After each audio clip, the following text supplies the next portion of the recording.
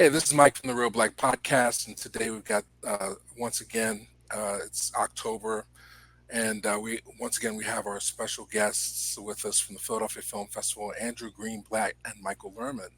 Welcome to the podcast, gentlemen. Thanks for having Thanks us. So, so usually we do this a little bit earlier in the month, but Philadelphia Film Festival number 30 is already in full effect, but we want to remind our viewers that the festival is going on and that there's still plenty of time to see some great movies. First off, this is the first year back from the pandemic. I mean, can you speak to that? Like, what changes have been made, and some people still to theater, some people are ready to go. What was the pandemic like for you, and what is the festival like in light of COVID? Sure. I'll take this. We were really happy that we were able to still hold a festival last year. It was very different than anything we had ever done before, with most of our films on our digital streaming platform and then a few of our films at the PFS Drive-In. But we knew that if at all possible, we wanted to be back in theaters where we belong and where film is meant to be, for our big 30th anniversary. Luckily, we are able to do that, but we've taken some pretty significant precautions and put in place protocols that are designed to both make people feel safe and be safe. And so that means that anyone attending one of our in-theater screenings has to be vaccinated and show us proof of vaccination. They also have to wear a mask unless they're actively eating or drinking, and they're spaced one seat away. So we have a total of 50% capacity in every theater, with a space in between every other seat. Call it a buffer zone for comfort. But people have been really pleased and really comfortable throughout the festival. So I think we made the right decision. For those people who are not vaccinated or who are not yet comfortable returning to a theater, we do have 25 films on our streaming platform that they can watch from home. We also have daily screenings of 2 films each night, 1 to 2 films each night at the PFS Drive-In. So there are And other options. People can find that schedule at philadelphia.org. That's correct. Everything is at philadelphia.org. Including the links to the streaming stuff. And what a festival pass will get you access to everything that's on the virtual cinema. That's correct. You can buy the regular festival pass and go to in theaters or virtual cinema, or you can buy a virtual pass and just watch things that are available virtually. Fantastic. So, Michael, I know you've been traveling the country and checking out a lot of. What are some of the highlights, like stuff we haven't seen yet in the festival, or that's about to screen, that excites you the most? You know, it's funny. We have a really kind of diverse breadth of, we get excited about things that are like King Richard, the first time we get Will Smith on screen in our festival. And it's a story of the father of Venus and Serena Williams, and that's equally as exciting to us as something like Lingui, which is a film about abortion rights in Chad, and it's very powerful and very moving story. And it's this breadth of things like that. We have some great documentaries this year. We have more documentaries than ever before. I really love this documentary called The First Step, which is about Van Jones and kind of some of the controversy he faced when deciding to work with Jared Kushner on a prison reform bill. And kind of, it talks about unity and the requirements, the human requirements around the idea of getting progress done.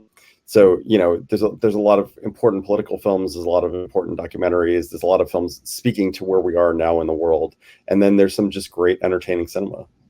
We got King Richard is screening on Thursday, the 28th at 8:30 p.m. Yeah. at 2 theaters, and The First Step is Friday, the 29th at 6:45 p.m. at the Port. That's another thing that's changed since we last spoke. You guys have taken over the formerly known as the Ritz Bourse. It's now the PFS Bourse. I mean, I've been to the space. It's I'm so glad you guys have it. I mean, how did that come about and happen for people that are new to that news? Yeah, it's a beloved theater that's been around for 20 years, give or take, almost 20 years, I think. And when it closed, we knew that, people still loved it. People still wanted it open, and we were thrilled to have the opportunity to bring it in under our curation for year round, and equally excited that this is, for our 30th anniversary, this is the first ever film festival where we are using exclusively Philadelphia Film Society venues. It's just very, very exciting for us. Guests are always a big part of the film festival, but this year there are a lot of people that are coming through that are nationally and internationally known. One of the things that excites me the most is this conversation that you have between Guillermo del Toro and M. Night Shyamalan. We're thrilled to be doing this conversation with Night and Guillermo del Toro. Night has been a board member of ours for a while and has wanted to be doing events at the festival where we could bring in a filmmaker and they could have a conversation about filmmaking. And we thought that Guillermo was a perfect first partner to these conversations. They've both made and released or will be releasing a film during the pandemic. They've both produced, they both are writers for their films. They have so much in common. And they're both coming from outside the US and have built a career in the US. So I think there's a lot of interesting things we're going to get to talk about tomorrow night. Fantastic. PFS on Us once again this year, but it seems like it's a broader selection. It's not just limited to one or two avenues. I mean, Michael, can you speak to what that is and how people can get in on it? Yeah, we wanted to. This is our free ticketing program that we've been doing for many years, and traditionally it's been the documentary program and the Made in USA program, because we wanted to highlight those films. But I think this year we wanted to make sure we were highlighting underrepresented voices and kind of also important causes that were sociologically or politically or environmentally important today, because there's so much going on in the world and there's so many things that we wanted to highlight and films that we thought were important for our audiences to see. So we ended up doing it across sections and just kind of picking films out. It's everything from Hester Street, which is Joe Micklin Silver's kind of masterpiece from the early 70s. She was one of the first female directors to make a mainstream movie, to something like The First Wave, which is a film about the early days of COVID and the healthcare workers in New York City in those first few months, and how scary that was, and kind of what a time that was for them. So it's all kind of these important stories and things we wanted to make sure people were seeing, and so we wanted to give back to the community by doing them for free. Right, and I noticed that at the drive-through on the 26th, you're showing Paper and Glue, which is a movie I really desperately wanted to see at the Tribeca Film Festival. I didn't get a chance to. Can you speak to that one? Yeah, it's about JR, who a lot of people probably know from the film Faces Places, where he paired up with Agnes Varda, but he's a photographer who prints these kind of giant form portraits of people and does important kind of sociological and political work with it. The still you'll see in the guide is a photo he took of a young Mexican boy near his house, near the border wall in the South, and he printed it so that it was him looking over the wall. And there's this great sequence in the movie where people would come and see the photo and take photos with the photo, but then they also decided to do this collaboration where they split a band between two sides of the wall, and they had a photo that went through the wall and had a table of food going through the wall, so that it was unity between the United States and Mexico. And it was this really beautiful moment, and it's captured beautifully in the film. But it's a lot of work like that. He does work in prisons. He does work with a lot of underrepresented voices in the world. So he's a true artist. He's got a huge Instagram following too, which is absolutely. Which is the best of both worlds. Yeah. So the last thing, I mean, can't have this discussion without talking about two other things. Don't Go Telling Your Mama and the local filmmakers, the Philadelphia Sidebar. So I mean, great.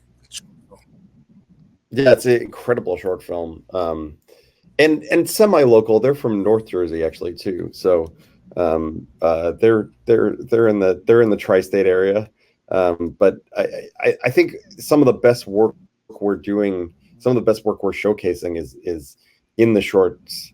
Just really powerful work. It's a great kind of, don't go tell your mom it's 34 minutes, but it's a great moment to get kind of a quick short hit with important statements. Don't go tell your mama specifically is many quick hits because it's kind of the ABCs of Black culture and this moment in time in 2021. So it's Yeah. yeah. One of the stood out to me was Sister of the Soil. Yeah, which is a great story about a bookshop in Fishtown and how difficult it is it's often in the Black community to run a business like that, and about business owners and leasing and kind of ownership and claim over a place in the community, but also one of the great things about the local program that I want to highlight is that more and more we're seeing Philadelphia artists appear in major film festivals like Sundance, like Tribeca, like South by, and so we're having this kind of renowned work coming out of Philadelphia, and that's really exciting. Fantastic. Well, gentlemen, I appreciate your time. I know you're in the thick of it, and I'll definitely be there this weekend to check out some flicks. But I really appreciate you taking the time to talk about Philadelphia Film Festival number 30. Congratulations, and I'll see you at the movies.